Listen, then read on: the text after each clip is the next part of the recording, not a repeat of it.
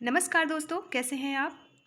I hope कि आप सब अच्छे होंगे। दोस्तों, स्वागत है आपका आपके यूट्यूब चैनल सुपर टीच में।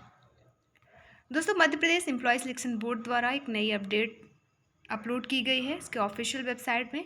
क्या है अपडेट, चलिए देखते हैं। ये जो अपडेट है आबकारी आरक्षक भर्ती को लेकर है। संशोधित जो है नियम पुस्तिका जारी की गई है। तो इसके जो भी संशोधन, जो भी अपडेट है वो हम इस वीडियो में डिस्कस करने वाले हैं। वीडियो अंत तक ज़रूर देखें और अगर चैनल पर नए हैं तो सब्सक्राइब कर लें। चलिए देखते हैं। सबसे पहले नवीन सूचनाएं में जो आबकारी आरक्षक भर्ती को लेकर क्या अपडेट है। दोस्तों, ऑनलाइन आवेदन पत्र जो आबकारी विभाग मध्य प्रदेश अंतर्गत आबकारी आरक्षक पदों की सीधी एवं बैकलॉग भर्ती परीक्षा 2024 का जो आवेदन की प्रारंभिक तिथि 15 फरवरी 2025 थी, उसके विज्ञापन में जो नियम पुस्तिका था उसमें संशोधन कर दिया गया है। साथ ही साथ नॉर्मलाइजेशन प्रक्रिया में भी संशोधन किया गया है, तो उससे संबंधित भी अपडेट है। तो चलिए देखते हैं पूरी जानकारी।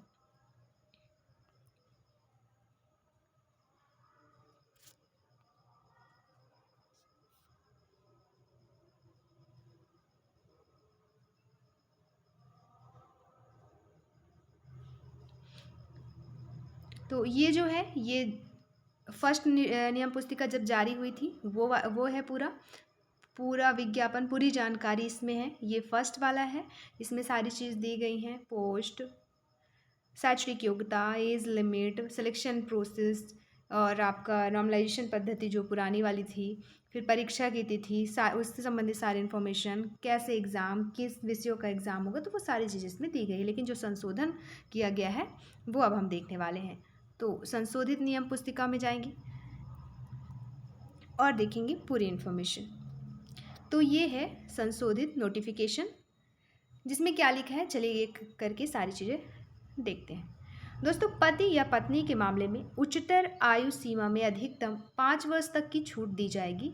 इस संबंध में विवाह पंजीयनकर्ता शासकीय अधिकारी का पंजीयन प्रमाण पत्र एवं जाति प्रमाण पत्र ऑनलाइन आवेदन पत्र जमा करने की दिनांक के पूर्व का प्रस्तुत करना होगा। फिर 1.8.2 में है विक्रम पुरस्कार प्राप्त अभ्यर्थियों के मामले में भी उच्चतर आयु सीमा में अधिकतम 5 वर्ष तक की छूट दी जाएगी। फिर है 1.8.3 बिंदु 1.8.1 और 1.8.2 तक प्रोत्साहन स्वरूप आयु सीमा में मिलने वाली छूटों के अंतर्गत यदि कोई उम्मीदवार एक से अधिक छूट का आधार रखता है तो उसे आयु सीमा में मिलने वाली सर्वाधिक अधिकतम लाभ वाले एक आधार के लिए छूट मिलेगी। बिंदु 1.8.1 से 1.8.2 तक प्रोत्साहन स्वरूप आयु सीमा में मिलने वाली छूट बिंदु 1.7.1 से 1.7.7 तक मिलने वाली समान छूटों के अतिरिक्त होगी। आगे लिखा है बच्चे संबंधी क्या चीज़ें बताई गई यहाँ पे। तो कोई उम्मीदवार जिसकी दो या दो से अधिक संतान है, मतलब 2 से अधिक संतान है, जिसमें से एक का जन्म 26 जनवरी 2001 या उसके बाद हुआ हो, किसी सेवा या पद पर नियुक्त होने के लिए पात्र नहीं है। डेट दिया गया है, इस डेट के बाद अगर आप के बच्चे पैदा हुए हैं और 2 से ज़्यादा हैं तो आप आवेदन के लिए पात्र नहीं हैं। फिर है 1.10 में किसी भी अन्य प्रकरण में आयु सीमा शिथिल नहीं की जाएगी। उच्चतर आयु सीमा में शिथिलता चाहने वाले उम्मीदवारों को तदाशय का निर्धारित प्रारूप में प्रमाण पत्र सत्यापन के समय पेश करना होगा। फिर है न्यूनतम शारीरिक आहारता संबंधी क्या अपडेट है, चलिए देखते हैं। इसमें आबकारी आरक्षक पुरुष के लिए 167.5 सेंटीमीटर ऊंचाई रखी गई है, मतलब 167.5, और महिलाओं के लिए 152.4 सेंटीमीटर। सीना की बात करें तो फुलाने से पहले 81 सेंटीमीटर बॉयज़ का और फुलाने के बाद 86 सेंटीमीटर। महिलाओं का इसमें लागू नहीं होता ये नियम। आगे लिखा है अभ्यर्थी का सीना फुलाने एवं बिना फुलाने में कम से कम 5 सेंटीमीटर का अंतर होना आवश्यक है। इस विषय पर किसी प्रकार की छूट नहीं दी जाएगी। नोट लिख के क्या चीज़ें लिखी है, तो महिला उम्मीदवार के लिए सीने का कोई माप का प्रावधान इसमें नहीं है।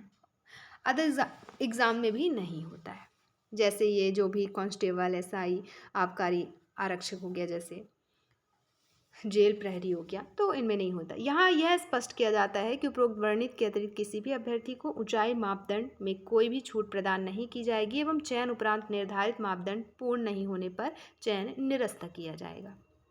आगे है अभ्यर्थी में नौकनी अथवा प्लेट फुट एवं आँखों से संबंधी कोई रोग नहीं होना चाहिए तथा अच्छी वैनाकुलर दृष्टि का अवश्य हो एवं आँख को टोपों एवं आँख में पुतली की बीमारी से ग्रस्त ना हो। मुख्य रंगों का भेद करने में उम्मीदवारों को सक्षम होना चाहिए एवं कोई दृष्टि दोष नहीं होना चाहिए। ये चीज़ें लिखी गई हैं। आगे अभ्यर्थी को चिकित्सक दृष्टि से पूर्णतः योग्य अर्थात मेडिकली फिट होना आवश्यक है इस पद के लिए, परंतु दिव्यांगजन अभ्यर्थियों हेतु उक्त कर्णिका 1.11.1 लागू नहीं होगा।